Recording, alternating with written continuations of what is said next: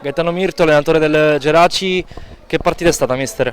Che partita non è stata una partita, meritatamente persa, siamo entrati nel primo tempo senza dare più di tanto, abbiamo sbagliato 3 gol facili, nell'unico tiro in porta abbiamo preso gol, nessuna reazione il secondo tempo, zero reazioni, una squadra sottotono da tutti i punti di vista, sicuramente una sconfitta super meritata.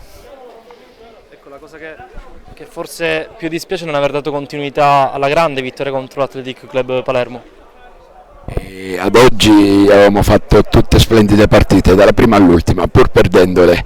E oggi, ripeto, da metterci una pietra sopra, arroganti, presuntuosi, senza coglioni, proprio senza coglioni. E quando sei senza coglioni non vinci le partite. La prossima con il Fulgatore è un incontro molto importante in chiave salvezza. Noi siamo sempre in chiave salvezza perché siamo ultimi in classifica e quindi sono tutti incontri chiave. E sicuramente se affrontiamo la partita con questo piglio ne prendiamo altri 3 tranquillamente senza nessun problema.